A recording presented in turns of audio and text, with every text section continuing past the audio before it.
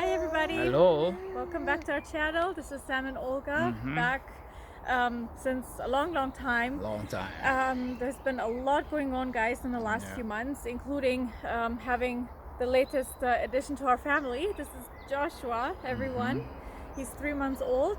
He was born in late December. And I also had my mom over from Canada, so we had so much going on with the kids too and everything that we just needed a break from YouTube.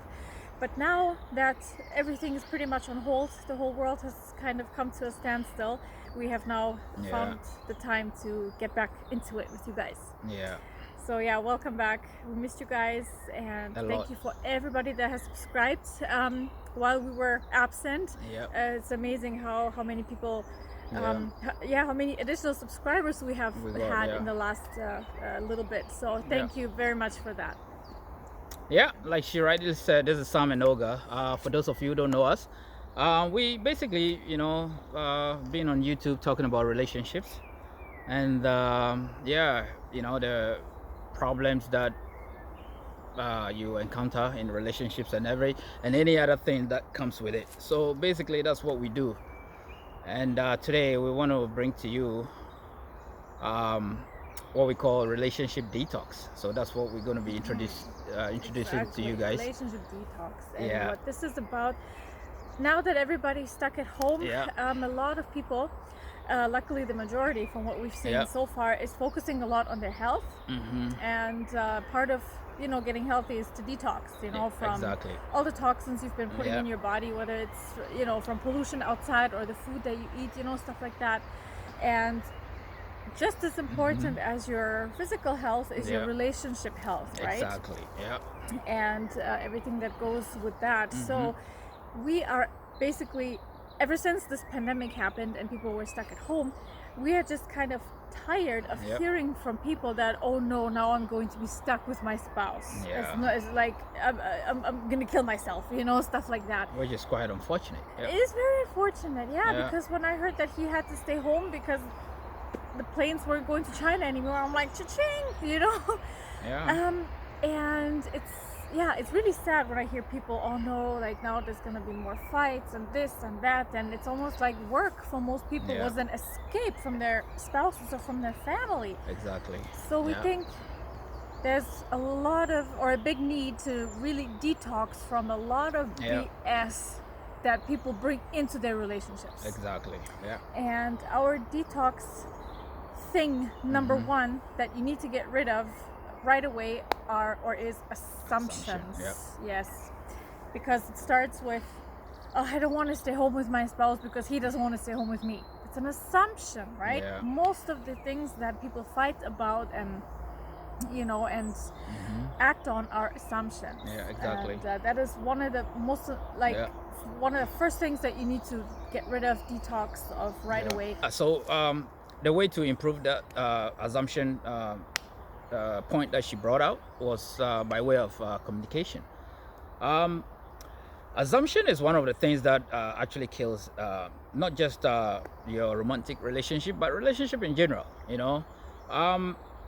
Just take it for example, when you text somebody, and you meant the text that you did, you meant it to go a certain way, like for the person to take it in a certain manner, and then you get a response back that wasn't what you were expecting. Like what you said to the person through texting, it wasn't the response that he or she gave you.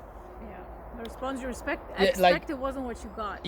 Exactly. The response you wanted wasn't what you got. So it throws you off. You're like, oh no, because it's difficult sometimes to communicate certain things over texting. That is why they introduce these emojis, and emojis sometimes doesn't help. So because most of the time I get emojis and I'm like, what is that? So it's always better to, I always tell her that I guess the right way to do things when you are even discussing some sensitive issues is better to call the person, let the person hear, because you can feel my emotions. You can feel if I'm angry.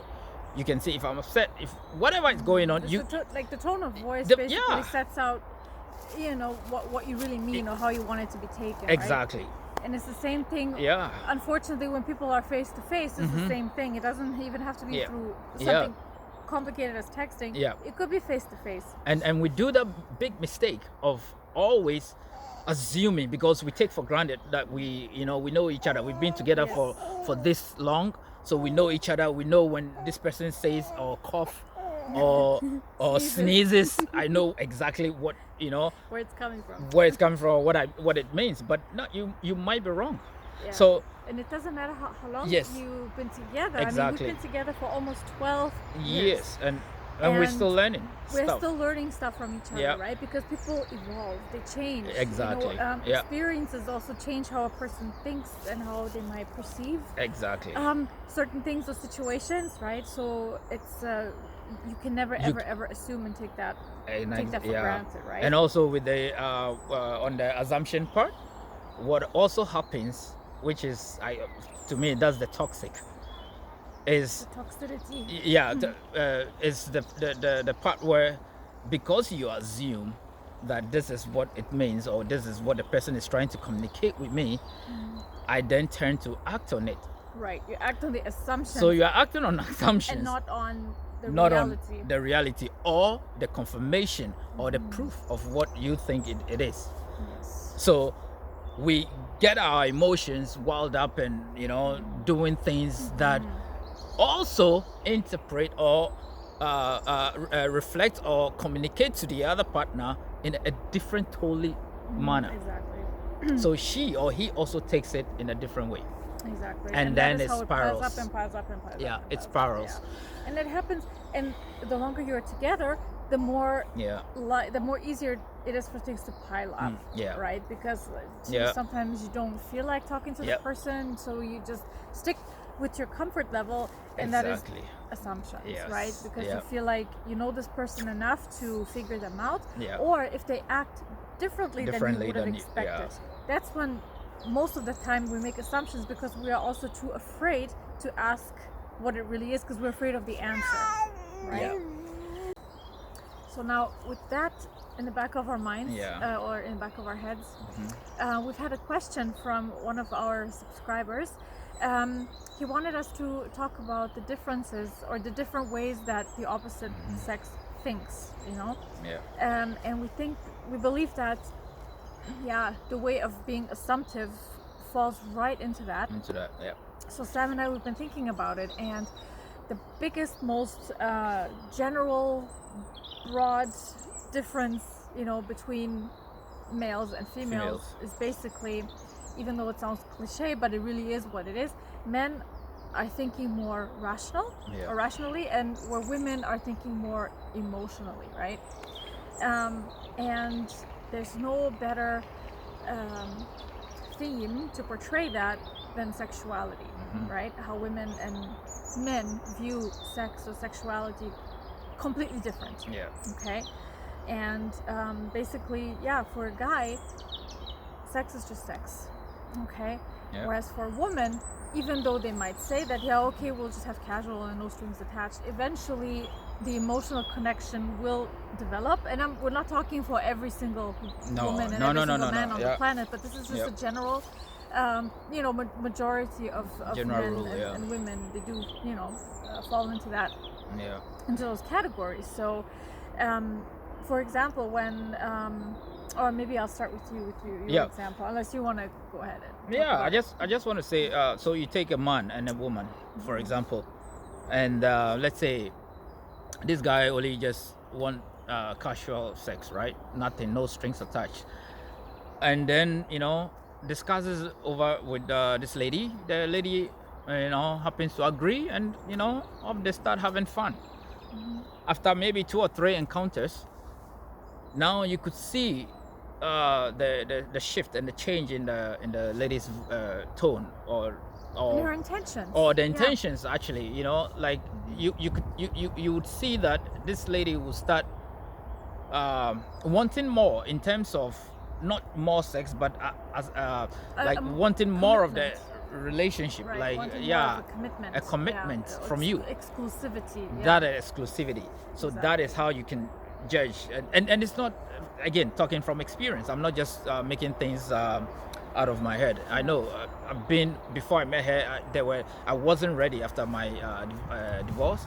I wasn't ready at all to get into a relationship, simply because I didn't want to do any rebounding, like to rebound, get into a next new relationship with all the baggage or the problems you had, and then introduce into the new relationship. That is also not going to work.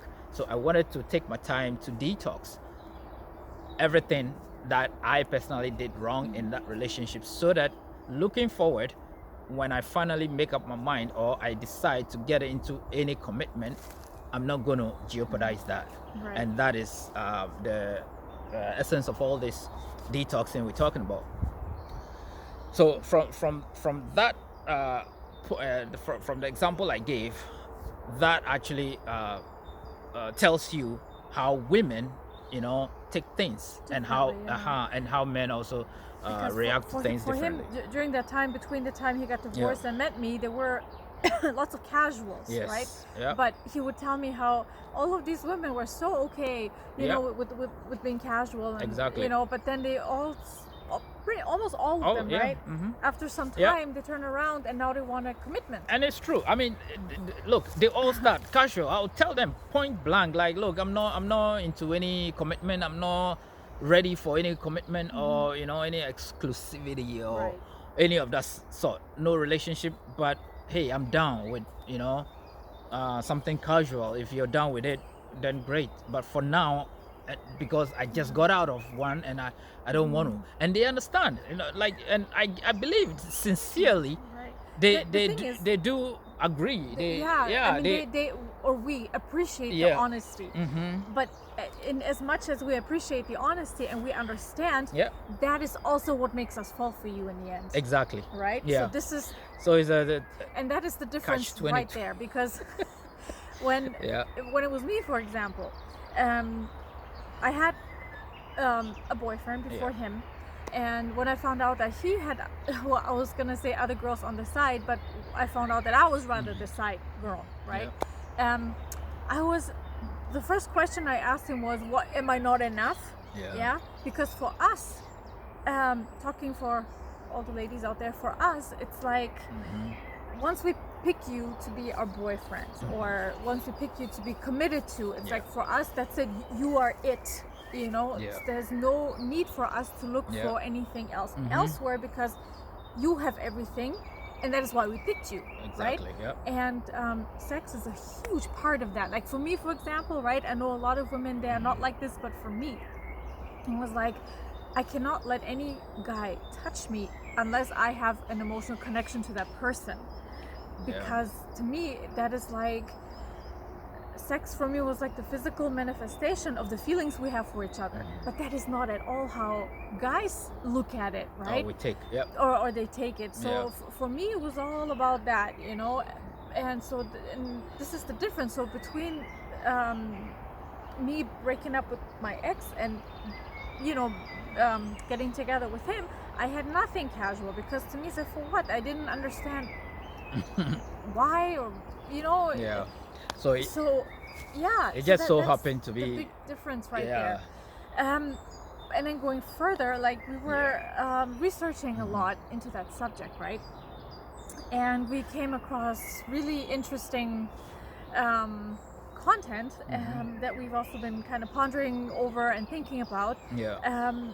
When it comes now to, let's just say, this is the big difference. With guys, sex is more of a biological need to get rid of stuff, right? For women, because we are different biologically, right? For us, it's more of an emotional thing, right? So then when we look at the topic of polygamy, for example, right? Where you have a guy living with two girls, for example, right? So we were watching a lot of videos on those kinds of relationships. And what surprised us, and especially Sam, that it is usually the woman that brings out the idea in the first place. And we were kind of shocked, because we were assuming that it would be the guy who would be, hey, look, let's bring in another woman, and that kind of thing. But no, it's the other way around. And so, because me, I would not want anything like that. Like I wouldn't want another person in our relationship, but because I'm also curious as to why do women suggest things like that, right? So I was thinking about it a lot. And then I realized guys could have, let's say 100 different sexual partners, but they but because it's just about sex and it doesn't mean anything more than just that, it's just what the physical act is all about, and that is it. But for women it's not. So I believe a guy can have 100 different sexual partners, but still only be emotionally attached to one person that they love and will always love no matter what. Okay. And if they end up cheating for whatever reason, most of the time it doesn't have anything to do with the person that they're with, right? There are other issues, which we could do a whole other video on the research that we did about that. But women biologically, I think we are also wired differently because we are built to bear children, right? So there's emotional connection built in our biology, from the get-go. So I believe that we can have multiple children and we love them the same way. So I believe women are able to love more than one person. So you see women wanting a relationship possibly with more than one person. Whereas to the guy could have multiple sexual relationships, right? But only love one. One person, right? So that's what I believe.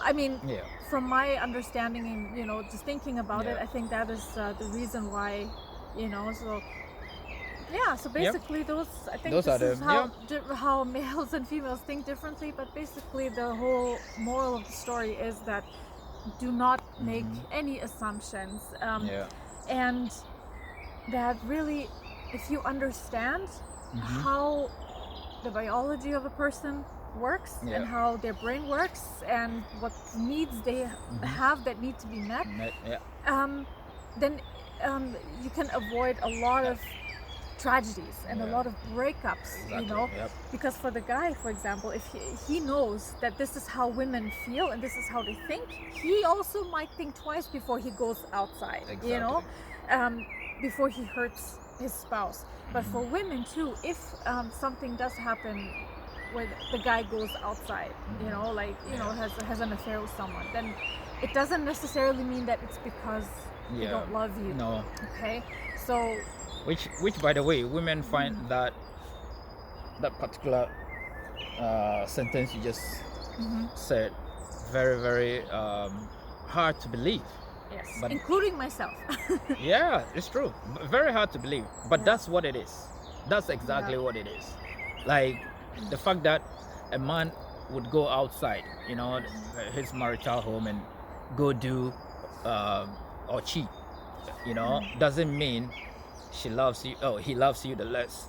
However, there are instances that's solely the reason. Right. That he might not have anything for you anymore, and that's the reason. So it's easier for him to. Of course, there are cases. There are like cases, that. but exactly.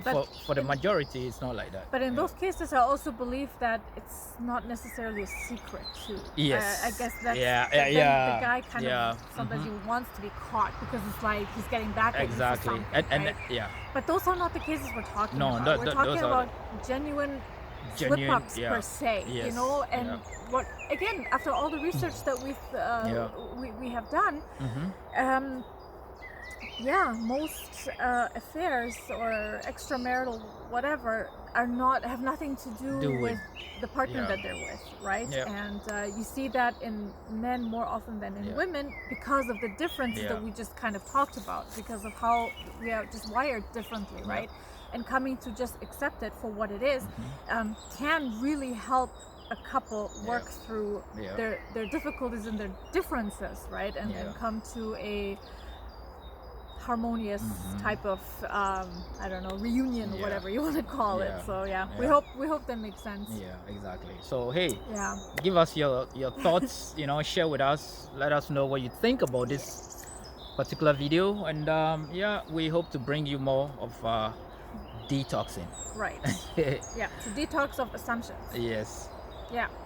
That's that's a quarter. Das ist ein Buffet. Yes, yes. No yes. more assumptions. Just No more ask. assumptions. Just Yeah. communicate. Talk. Actually, This is yeah, that's best the time basic. now Yeah. to talk to your partner. Yeah. Don't be like dreading the time together. Rather Yeah. be looking forward to it. You know, Yeah. just get stuff out that you've been harboring up inside for Yeah. a long time, and just make this something really like.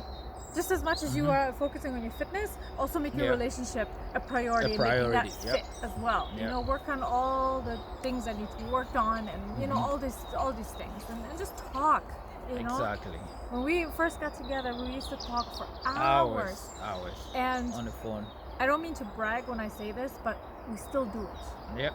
It's when we have breakfast in the morning, right? Yeah. For example, we just sit and we just talk, and I have just as much fun to talk to him after 12 years, you know, as I did 12 years ago, or if I were to be talking with my friend or something like that, you know, same thing. We have so much fun talking to each other. And the beauty is, I look forward to that. We look forward to that. That's exactly. the beauty. Yeah. So yeah, I mean. So communication is the key. Is key. For sure. That silent treatment, no, that should be out of the way. Yeah. Bring stuff out, definitely. Anything that is disturbed, you might be surprised. You might be in for a big surprise, thinking that, oh, even if I bring it out, he or she might not understand what I really feel or what I really think or how I feel. No, you might be surprised that for all you know, he or she is thinking the same thing. Your partner might be thinking the same thing, and that is. We are going for a long time here, Yeah. but I just want to bring this one example. My parents. Yeah, I remember a time when I was a teenager where they were fighting a lot. And me as a teenager, I could see that the problem is that they are not trying to understand each other. They are trying just to let the other person hear them. Yeah. You know, hear me. This is understand me. Yeah. You know, but they were not willing to really. They weren't open to receive each other's explanations and you know their version of things, you know? Things. Yeah. And the thing is, I used to talk to each of them individually. Like when my dad was at work, my mom would confide in me, so to speak, right? And everything that she told me, I could understand. And then my dad would also talk to me about his side of the whole story, right? And I also could understand everything. So I'm thinking, if I was 15, 16 at the time, and I have never had a relationship. If I can understand where the both of you are coming from, how come you, as adults cannot seem to make each other understand, right? And I think it's just what I was trying to say is it's how you communicate is the most important thing, because I really believe that if they were to talk to each other the way they had talked to me about their issues, there would never be any fights. So just also take that, you know. Take that and run with it. Run with it. Run with it. So on that note, we end here, and hopefully we'll. I don't know when we're gonna, but definitely we're gonna keep rolling this. More regular for sure. Please do put in the comments any topics that you want us to talk about when it comes to relationships, marriage, kids, anything in that realm. And also any questions that you have for us. Okay, we are very looking forward to them. So thank you guys for watching. And we'll see you next time. Tschüss, bis zum nächsten Mal. Ciao.